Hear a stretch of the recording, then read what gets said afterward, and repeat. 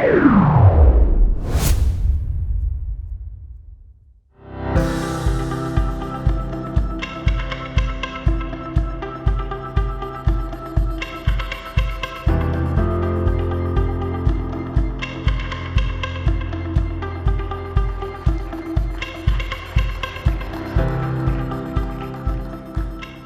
everybody. Can you hear me okay? Wonderful. It's great to be here in Brighton today. For those of you who don't know me, my name is Tom Bridge. I'm the Principal Product Manager for Apple Technologies at JumpCloud. I've been that for all of 11 months and 3 days at this point. And prior to that, I ran an MSP in the DC area and talked a lot about the subject that Dan Jones just gave a really great talk on, Wi-Fi, and something I've presented here before. Today, I'm here to talk about something a little bit different, and the session title is a little misleading. I apologize. As a vendor, we're expected to give vendor-related talks. I don't like those. I like talking about things that actually really matter to people, and that's experience. And so particularly, I'm here to talk today about that experience matters. And specifically, we're going to talk today about how patching and zero touch change organizations. And patch management writ large is incredibly important to your users' experience with their devices, specifically around trusting them, and specifically around trusting you. So, I want to talk first about my son for a minute. This is Charlie. He's 8. He's an outgoing kid, loves to play, loves to tinker on devices, so he's me, but smaller. Getting a chance to firm up some of the first principles with your kids is some of the scariest parts of being a parent, right? What if they glom onto the wrong thing? But out of all of that, you can't worry about it too much because it's part of the joy of shaping young minds. And a few years ago, he joined the Boy Scouts of America in the US, and Scouting BSA, as it is now known, is a great experience for little kids.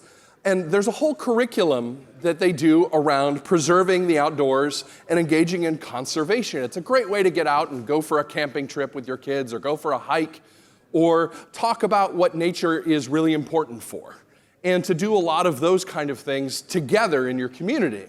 As part of our weekly meetings, we recite the outdoor code after we do all of the Scout law and the Scout oath and all of those things. As part of that meeting structure, we have enshrined the outdoor code into that piece. And the outdoor code says, and of course, because it's Scouting BSA, and of course, because of those organizations are mostly nationalistic, I apologize. The only way I can remember it in my head is to start it with, as an American, I will do my best to be clean in my outdoor manners, be careful with fire, be considerate in the outdoors, and be conservation-minded.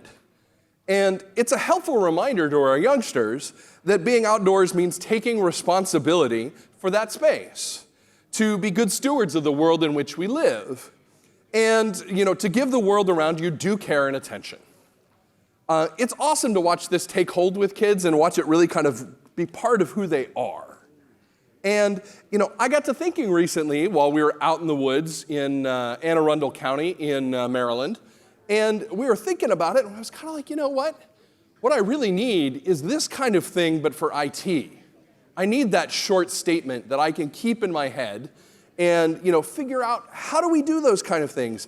If you haven't seen my session yet from the fall's conversation at Mac Sysadmin on having an IT code of ethics, I'll put that in the resources that'll be available for download later. But the important things to think about in terms of doing IT right in 2022, in this post-pandemic world, in an ongoing, adventure that we continue to find ourselves in. This is the first conference I've been to in really long time. I'm not used to seeing this many people, and I'll admit that I was freaking out a little bit this morning as everybody started coming into the room, and I'm like, I'm going to be in a room with a lot of people today.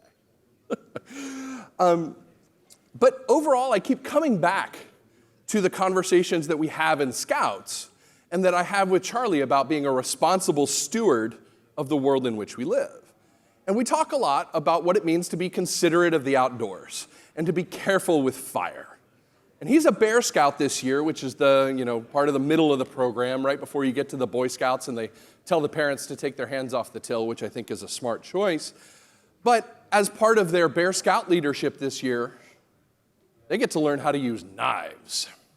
And I don't know who thought giving a bunch of 8-year-olds knives was a brilliant idea, but here we are. And as a parent, we got into the room with those kids and I was like, we're gonna give an 8-year-old a knife and a bar of soap and a whole lot of hope. And hope that we don't have to go to, I believe they call it A&E over here, but it's the ER in the United States. And of course, going to the ER means you better have your wallet handy, my friends. Because we don't believe in healthcare the same way that you guys do. We take that as a point of pride now, which I think is a little bit stranger. But it's definitely a little bit of an experience. But in the end, when we got done with that segment, no one had gone to the A&E, and the first aid kit only got a little bit of use, so we had figured out how to do this right. So that got me thinking about an IT code. So as an IT professional, I will do my best to preserve company data from carelessness and compromise, protect my people from attack and their occasional inattention. I will defend the integrity of my organization against bad policies, poor security, and short-sightedness. And lastly, but most importantly, I will empower them with knowledge. And so this is the approach that I think we have to take in 2022 to get the job done, especially now that we are not on a first-name basis with all of our folks because we don't see them in the flesh every day. We work from wherever we are. At JumpCloud, when we began the pandemic, we had 2 offices in Boulder and Denver, and all our people were there. That changed in March of 2020. We are now in 6 countries and in 41 states. We have more than doubled in size just in the last year, and we are everywhere. It was great. I walked into the London room where we were having our roadshow on Monday, and I doubled the number of people I've met from JumpCloud in person. It was delightful to be in that space with my coworkers and to go and see them in the person. So we're in this, it's not the pandemic is over, it's becoming endemic. The world that we're in that is focused on remote support, that is focused on hybrid working, and doing so in a secure way, is the future. We have to embrace that and extend into that full time. So there's 2 things I want to focus on today that are experiences that you, the admin, control entirely and that mean incredible amounts of difference to your organization's choices. And those are patch management for macOS and zero-touch enrollment. Because these are the 2 experiences you're going to have most often with your remote experience, or with your remote employees. So, staying on the most current version of the operating system is frequently called out as one of the best ways to avoid being breached by an attacker. For macOS, this can mean a couple of different patch management types. And so, if we think about it, here in the back in the United States, not here in the UK, we have an organization called CISA, the Cybersecurity and Infrastructure Security Agency. They have a very, I kind of dig the logo. It's not too crazy federal and creepy. But CISA provides 4 recommendations for us. They say, enable automatic software updates whenever possible. This will ensure software updates are installed as quickly as possible. They say, do not use unsupported end-of-life software. They say, always visit vendor sites directly rather than clicking on advertisements and links. Who here has gotten a Flash installer? Yes. Still in the year of our Beyonce 2022. And then last but not least, avoid software updates while using untrusted networks. The Hilton network untrusted? What do we feel about that? What's the thought amongst the crowd? So if we start thinking about each of these for any longer than a minute, you're going to recognize that there's caveats and there are concerns galore in each one of those 4 things that we've just talked about. And I can already hear them forming in your head. So let's take them on one by one. Automatic updates are great when they work perfectly. Who here upgraded to Chrome 99.blah-blah-blah.ends in 83 recently for your users? Who here had screen sharing break as soon as you did that? Why did that happen? They changed the code signing certificate that was used to sign Chrome.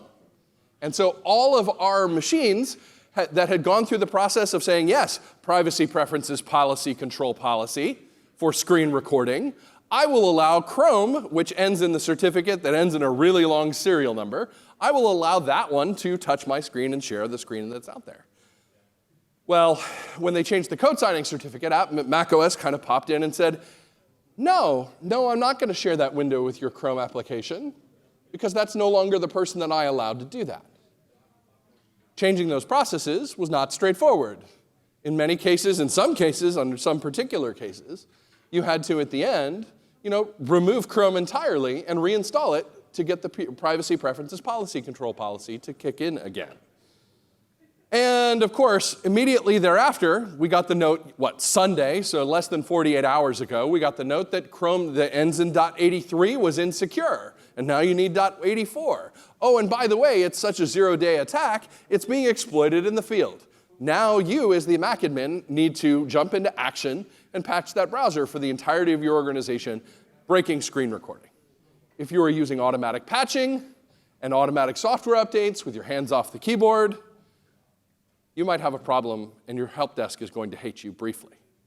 And then they're going to hate you a little bit more, and that's okay. But that's the danger of automatic updates. So if we think about this from the operating system perspective, Apple's own documentation, and here I refer to this past summer session on updating macOS, indicates that admins often need time to evaluate the state of a given update for the operating system. You'll note here, by the way, that admin testing begins during the beta cycle. I'm going to ask a question, and your answer is going to be, I'm telling you what the right answer is before I ask the question, which is to say, who here starts testing the operating system during the beta cycle? That should be every hand up. Robin's shaking his head. We'll hear more about that later, Robin, at the pub probably. But catching changes that are in release notes are one thing. Having a working device on the bleeding edge, however, will help you understand the severity of the changes as well as allow you to provide necessary feedback into the Apple ecosystem. The second one takes us to a peculiar situation for Apple devices. Do not use unsupported end-of-life software. Oh boy. This is where things get philosophical. Apple famously does not declare a time frame on the end of life of its major releases, do they? They don't do us that favor. For example, if I were to ask you, the MacAdmin, to say, is macOS Mojave end of life? The answer is demonstrably yes. It has not received an update in 227 days, I believe is the current count. Is it end of life? If you ask Apple, they will not reply.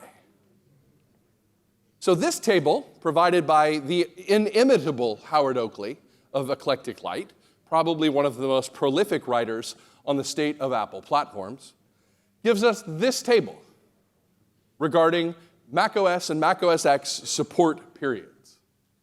And so you can see there, full maintenance for individual operating systems. This is from a post from about 6 months ago. We'll show you somewhere in the neighborhood of 300 to 400 days for each major operating system is kind of what's there. Now, security updates happen after that. We are still getting patches for Big Sur and in some cases Catalina. Are those end of life? Again, we don't know. Apple does not tell us. The first law of patch management says the second most secure computer is one that's fully patched. The first most secure is, of course, one that's off and in your desk. Can't hurt you if it's off. So the only thing we're left to know from Apple is that the most secure version of the operating system is the latest one.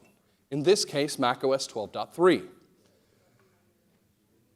There is an option there to say the second most secure is 11.6.5, or the N-2 version of Catalina with its build number, which I cannot remember off the top of my head, sorry everybody. But it was really convenient when they moved to Big Sur and adopted iOS's a more sensible patch level system, which is essentially releases always go up instead of staying the same with just a build number that changes. So Howard has a great quote here, and he says, what is strangest of all, or would be for any other company, is that Apple never tells its customers when a minor update is the last before entering the security update phase, nor when a major OS version of macOS is receiving its last security update. It's almost as if it's ashamed to admit such important information, including its software support policy. So that takes us to our last two items on this list. I'm going to take them together because when it comes to patching macOS and when it comes to patching the operating system writ large, what we get to think about is something a little bit different, right? So when it comes to patching macOS, the only place to get updates is directly through Apple. Fortunately, that's a good thing. I'm perfectly fine with that.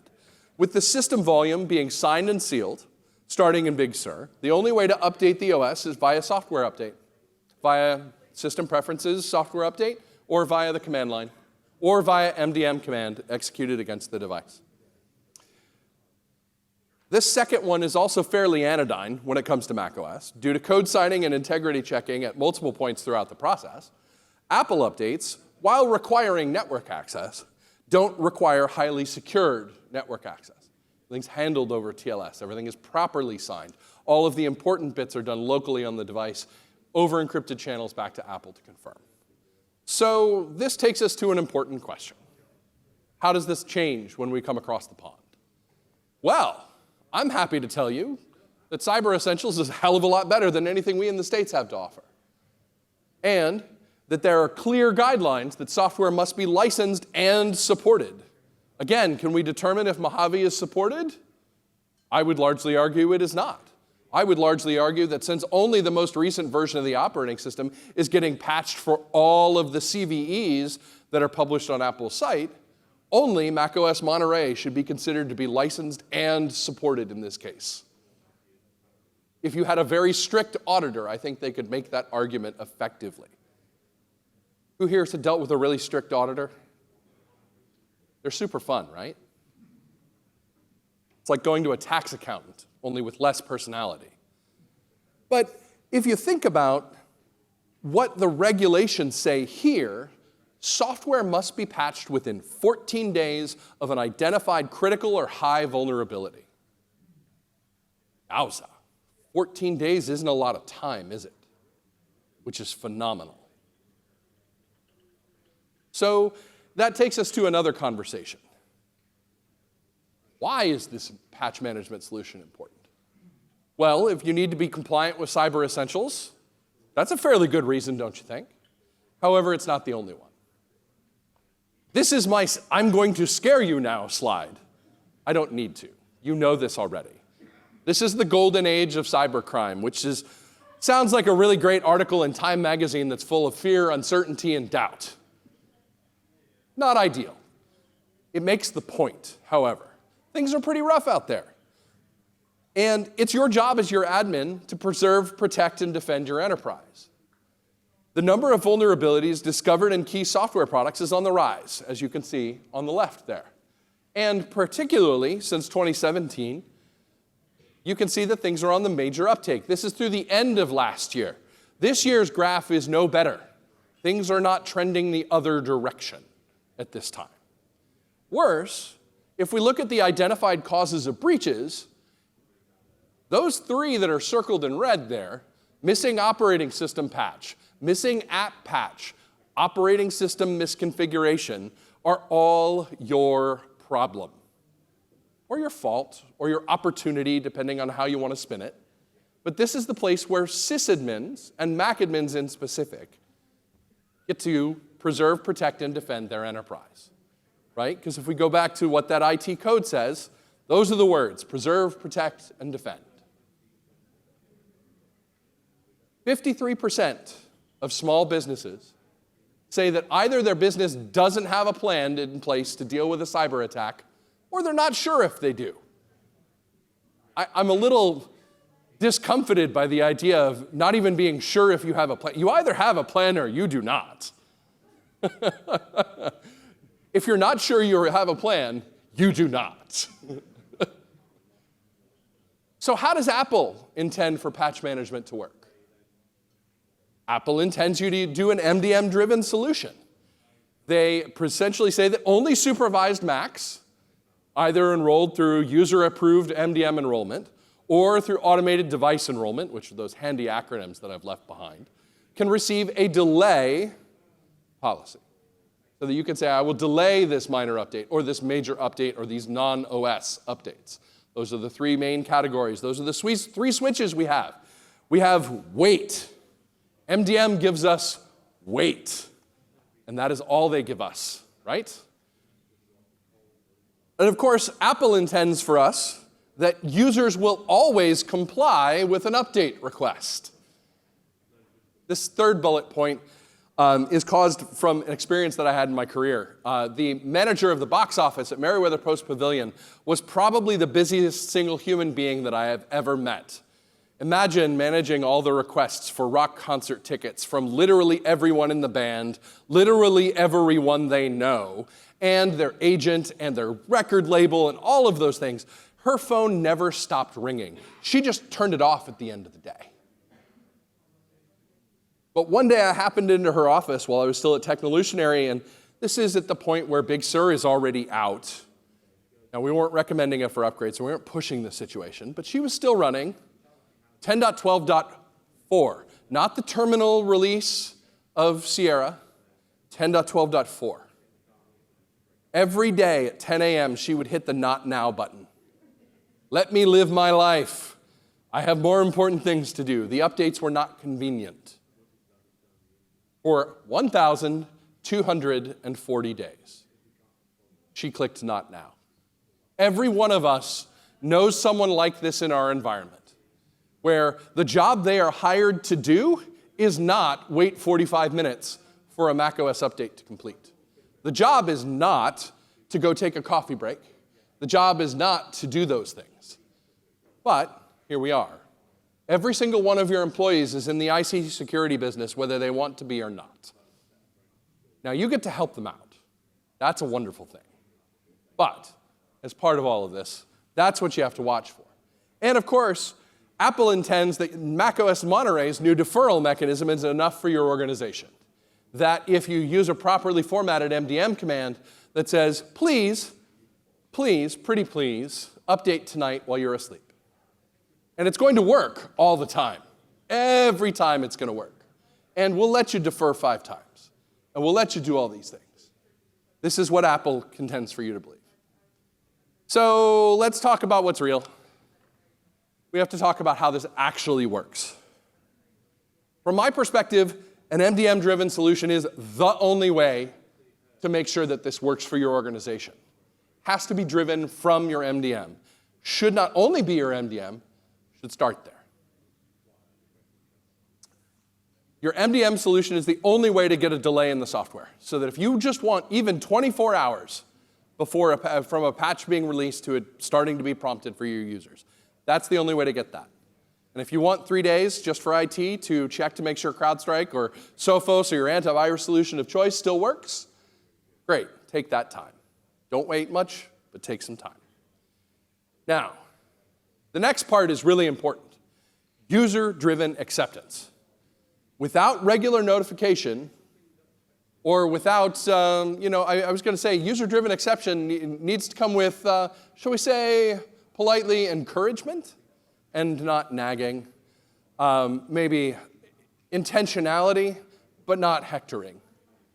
But at some point at the end of the process, you need to get to a point where users will just give in and accept the delay. And your organizational culture needs to support this 45-minute update period.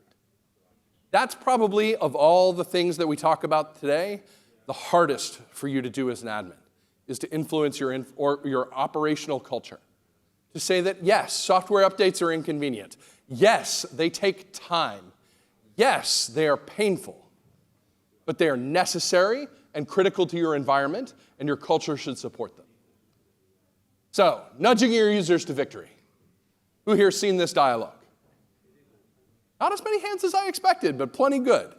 Eric Gomez deserves the Galactic Institute's prize for extreme cleverness for his development of Nudge. as seen here.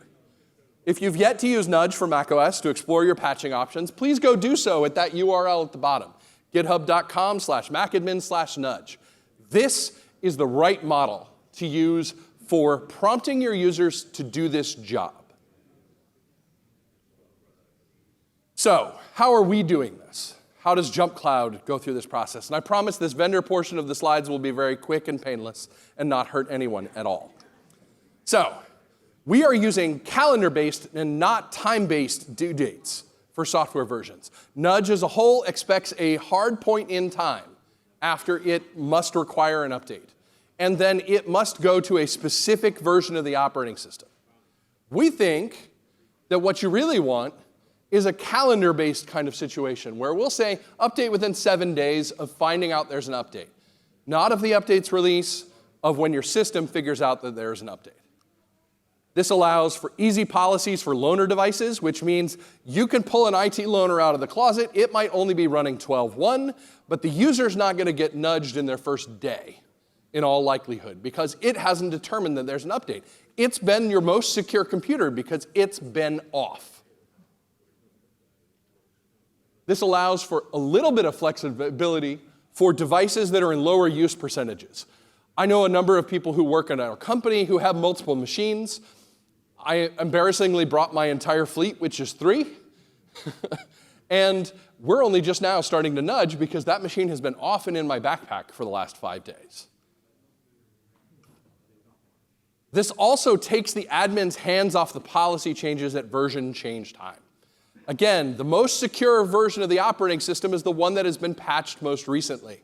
Your goal is not to get to within 1 patch of fully patched. Your goal is to get patched so that you are secure. So essentially, we don't want you to have to rewrite Nudge's policy every time a new version of the operating system comes out. We want that to happen from the smarts of the agent on the device and get you to where patch needs to be.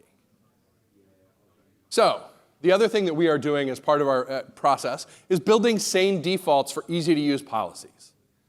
If you look at JumpCloud's policies, we carry 4 by default. You are welcome to use 1 of them, none of them, 4 of them, or create additional ones on top of your own. We saw that the best solution that we could have would be a Vanguard group for IT, and we called it the Vanguard group because it's cool. I'll be honest. We went for the marketing word there. Early adopters are people within your organization who understand the software that they are using on a given daily basis. I can tell you how to deploy RStudio. I can tell you how to deploy Adobe Creative Cloud. I can tell you how to deploy, as a power user, Microsoft Word. Am I a power user of any of those tools? Absolutely not. But I wasn't hired to be. I was hired to be an IT professional. I was hired to be the person who was out there deploying the software. So what I want are early adopters who understand and who will report back, yeah, I launched RStudio and I typed in the statistics algorithm I was intending to use, and what I got was not right. I think the operating system is having a problem with this version of RStudio. Those are the people who are going to tell you you have a problem, and you can push those policy dates around. Then last but not least, general adoption and late adopter pools of users. There are good reasons to have late adoption groups, and those are things that you can have as part of your organization to really protect the roles of systems that are not on the edge of your business, that are not crucial to these things, but represent high utilization. In the before times, in the olden days, I would have said that our conference room computers, which were really just in use as meeting rooms and things along those lines, maybe those were late adopter environments because taking a conference room offline for an hour a day when you've got 70 people lined up to use it, maybe not the best use of your time. So you can go to a late adoption model that gets things a little bit later than everybody else. Last but not least, we're building good reports for compliance and participation. And so that you have a good understanding of where you are there. That updates register in our Directory Insights platform so that you have full API access to understand who's up to date and who's not, and more importantly, when they got up to date. How many people have ever been asked for a report, hey, we saw there was a new vulnerability out last Thursday at 7 p.m., how many people were patched within 24 hours? How long were we vulnerable to that particular situation? So you need to be able to tell that based on time-based APIs, like Directory Insights that JumpCloud has. And then also downloadable reports for your full status. We'll give you all of that out of the devices report, but it's not meant for patch management reporting yet. And your CISO may look at this and say, that's pretty, very nice, not useful to me. Your CISOs have a standard format for these kind of things that we'll be adopting. And then last but not least, much better filtering in the admin portal for devices overview. So, is it working? Yeah, it's working. Stuart's one of our customers here in London, and we had deployed the macOS policies to him first before the Windows policies were ready. And they had 11 versions of macOS. They were down to 2 by less than a week later. They had gone from 11 separate versions of Big Sur, Monterey, and Catalina down to the most recent versions of of Catalina and Monterey. They chose to use nudges functionality at that point to get them to the most recent version of the operating system because all of their users were admins. So what's it look like in the platform? Here you can see our release trains. I was wrong. It's 251 days since the latest version of Mojave. It is definitely end of life. It is no longer supported. Cleanse it from your enterprise with fire if necessary. And then we think about the rest of the operating system platforms. We got security patches approximately 15 days now. So at this point, if you're a cyber essentials organization, you should be patched, right? In theory? In practice? So these are what the policies look like in your environment, and we'll create all 4 of them when you turn the feature on. You don't have to do the work. We'll get you there. We will say at that point for your Vanguard, 0 days delay, right to the new version of the operating system. You have 3 days to get through the grace period and execute the update. For your early adopters, we'll let you wait a week, and then we'll give you a week to update. For your general adoption group, we'll let you keep that at 15 days. For your late adopters, up to 30. And each of those carry a 2-week window to complete the update. During that process time, the user will be bugged approximately twice a workday up until they get to 3 days from the end, when it turns to every 100 minutes, so about 6 times during the day.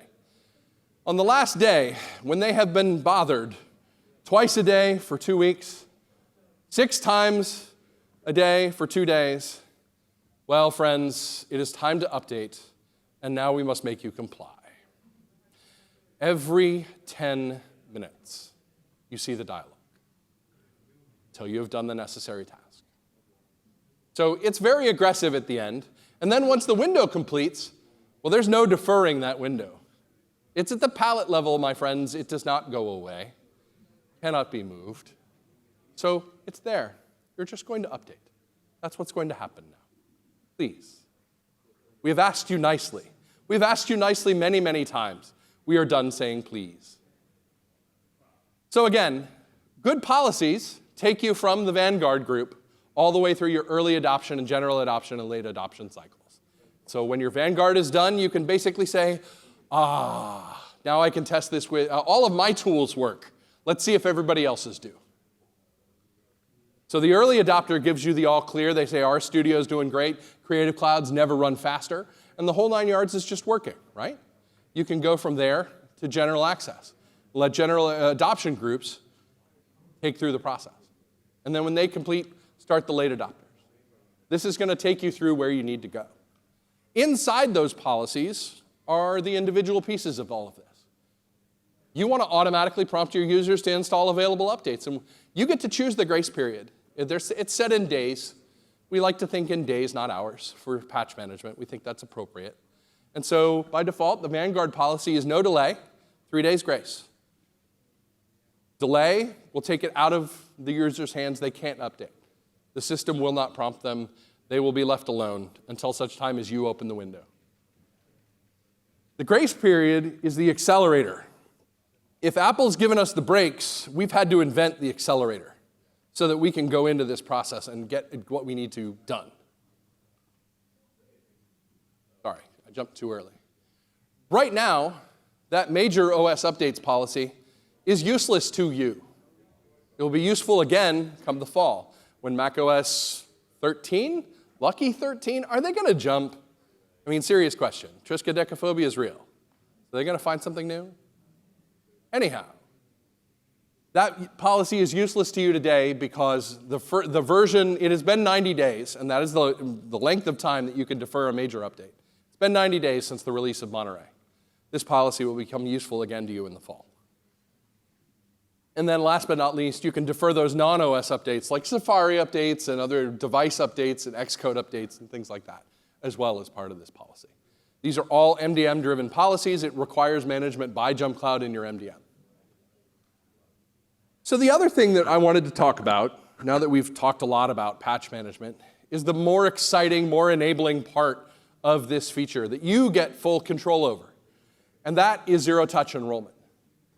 Zero-touch enrollment changes the deal for a lot of your organizations in terms of how you go through the process of enrolling new machines, especially in a pandemic where touching stuff and being in the same room as another person was, shall we say, societally prohibited. Not a great experience. As an admin, we used to do a lot of fun things. But we get to think about this statistic for a minute. The Society for Human Resources Management says that great onboarding increases retention by 82%. Now, as admins, we've heard from the first talk of the day that as admins, we like to be a little bit lazy, having to go through the provisioning process over and over and over again because staff turnover is a Ferris wheel. Well, the less I have to do onboarding, the more I can make it great. I keep my people. I keep my coworkers. I have preserved, protected, and defended that experience for my people. So, before we dive into zero touch, we have to go through a little bit of what came before. In the beginning, there was hand setting things up. And there was golden imaging through Casper on the Windows side, ASR on macOS, and we could take a machine back to the operating system of its youth. Those were not great days. Don't think of them as halcyon. What came next was fascinating because then we got just-in-time provisioning. Deploy Studio. Oh, Deploy Studio was so satisfying as an admin because you could say, wipe this machine, install this operating system, install these 20 packages, install a printer, do a happy dance, play a song, and then the machine's ready to go. And all you had to do was net boot that machine and walk away. That was great. Those were halcyon days. Not terribly awesome, though, when it came time to doing things like MDM enrollment and full control of devices. So Apple announces Device Enrollment Program, the original automated device enrollment, which gives us the ability to essentially process things directly through the supply chain and enroll them in your MDM of choosing at that point. This starts in 2011. And while it was US only to start, it rapidly expanded to the rest of the world, and we're now at the point where many of the countries out there in the world can use a DEP-capable reseller to go through this process.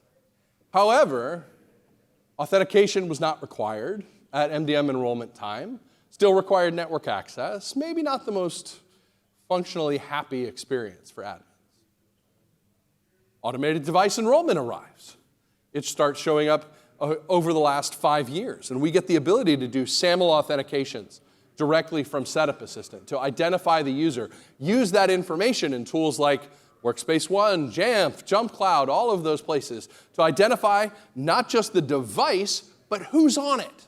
And how do we execute against those things? How do we use that information to determine what the customization experience is? And then last but not least, we get the full zero-touch enrollment, where admin doesn't have to think about the device as long as everything goes perfectly. I should have said the quiet part a little quieter, right? That's the unhappy path. However, Monterey helps us out. Who here loves erase all contents and settings? Single best feature to come to macOS from the MacAdmins perspective in years. Does what used to take an hour in 5 minutes. I feel like Kirk explaining Genesis and Wrath of Khan. So let's think now, after the history, what's the goal of a good enrollment? What's the goal in that experience? And we have to think about this from two perspectives. Perspective one is, what does my new coworker experience when they onboard? Well, they want to be prepared for a successful role at their new company. They want to make sure they have the right tools and that your coworker has a good experience getting started with your company. they're excited on their first day of a new job. I can't tell you, the first day at JumpCloud, I was like positively vibrating because it was the newness of the whole thing. I hadn't had a new job since I started Technolutionary in 2006. It was way too long between new jobs. But those are not the only goals you have, because IT has wants and needs too, and I don't want you to discount those. In this case, the goal of IT for a good enrollment is that IT has had to do very little except order the device for delivery to the employee. That they can customize the experience with after-action commands and controls. It's not enough to just hand them a machine and get it enrolled in an MDM. You need to do the next steps for your people. And then IT gets the device into the known good state for your organization's policy. Disk encrypted, firewall on, security software with system extensions enabled. All of those things need to be deployed. Key applications delivered. So choosing your path for enrollment is a huge part of that. Do you want to make it authenticated? If it's going to be authenticated, are they going to know what their credentials are? How do you make sure? How do you make sure that they've set themselves up properly for that experience? How do you go through the process of, do you want the user to be choosing all of those choices during Setup Assistant? Depending on the route you take, there's something like 16 screens in Setup Assistant. That's a lot of configuration on your first day that you may not actually care about as the end user of this device. Are we going to download apps during the enrollment phase? Which ones? How do we choose? Am I going to make them wait for the download of all of the Office applications before I release them to their desktop? Please, unless that is absolutely necessary, do not do that. Give them the tools they need to start, not the tools you think they need to start. And then last but not least, these are all of the choices you as the admin get to make. You should not make them in a vacuum.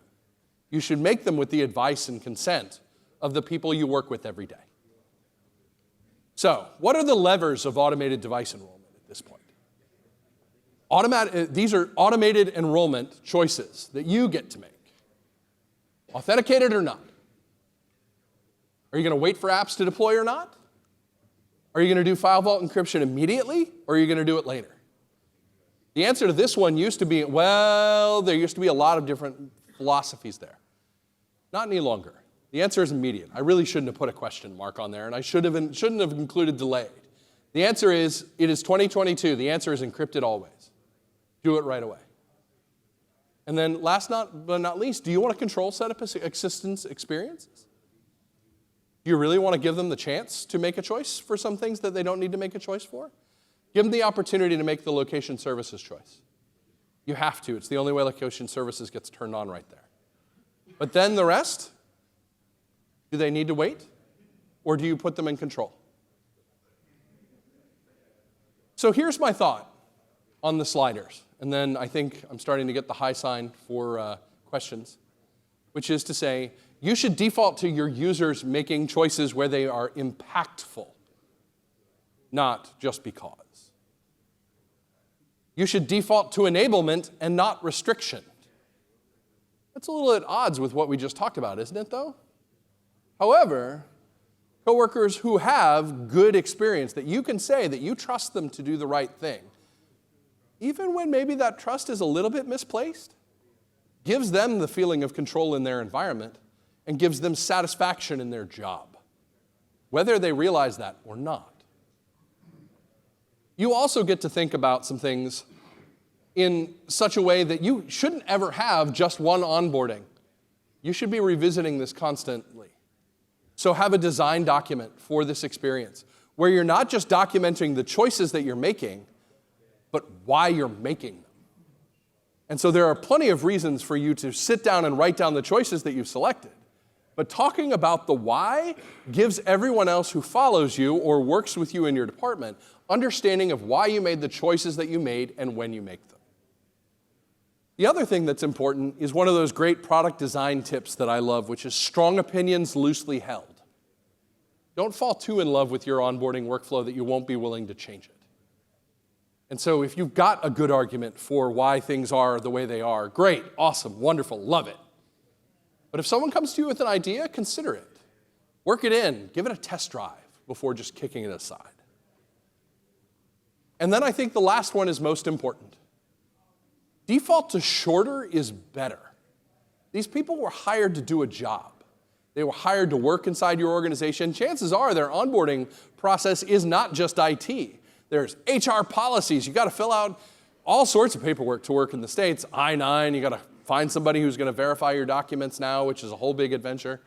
There's all sorts of stuff that you need to do to get accustomed to the environment they're in. A shorter period will get them into that flow faster and take their hands off the keyboard and engaging with their new coworkers, which is exciting to them. Don't discount that. Your staff do not necessarily want to sit through a 30-minute video from your founders in the middle of their IT enrollment. Nobody wants to sit through a 30-minute from the founders kind of ever, just putting that out there. But as part of your process, don't hold them up if you don't have to. Now, I do recognize that installs like Xcode, for example, 8 gigs, oof, that's never going to be fun or easy. Office, 2 more. Creative Cloud, a couple hundred meg for the installer, and then a couple gigs for each of the applications. You're stuck. You've got to get them there. So maybe give them something to do, but I think that's a good place to start. All right, one last comment. I had to post my Wordle score. I know one more idiot posting his Wordle score where everyone could see it. But there's a lesson here. Giving people a way to engage with your tools that's easy and fun ends up contagious. And giving them an experience that they enjoy, that they think that they were like, wow, that was really easy. I love that. They'll talk about that for a good long time. Good experience carries volumes.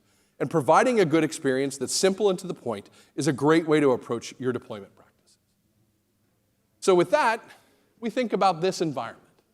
This is one of the more ideal workflows that JumpCloud can enable for you. You have a new coworker starting. You can send them an email invite to their personal address so that they can start the process of selecting their credential for the office. They do that initial password setup as well as any other documentation changes, make sure their name's spelled right, make sure all of those things exist, and you can stage that user days, weeks ahead of time so that those things happen when they're supposed to. Then they unbox their device, and that initial setup prepares the device for success. That's what's important in all of this. So again, I haven't flogged the JumpCloud pony too much. Come see us up at the booth this afternoon, and feel free to sign up for an account. console.jumpcloud.com/signup. You can sign up with a Google account, and it'll create everything you need. 10 users and 10 devices, free forever, and you can use those with the entirety of our product. Not just our MDM, our IDP. We support Windows, Mac, and Linux for endpoints, with iOS and iPadOS, Light Management now, Android Management coming later this year. So please, come check us out, and join us at the booth for 4 o'clock beverage this afternoon. And we have beer koozies for you to take home. So thank you, everybody. It's been a delight, and I think we're going to get to question time. So.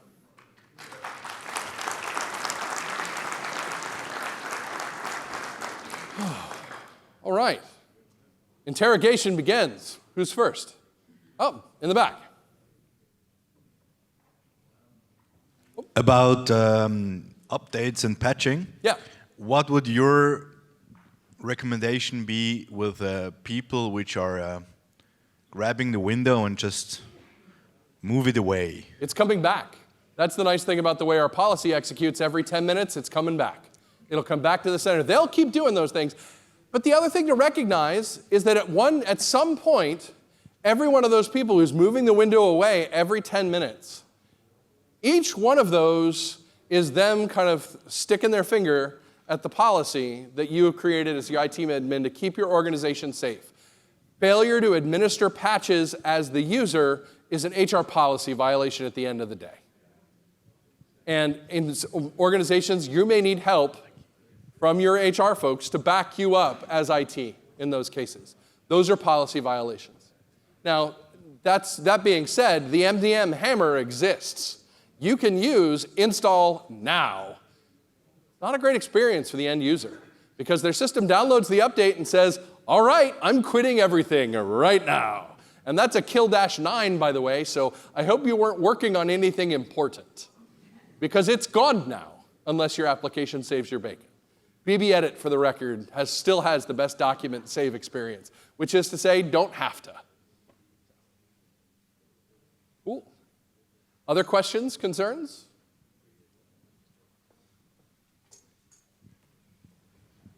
I think you're good. All right. Thank you very much, Tom. Thank you, everyone. This was a delight.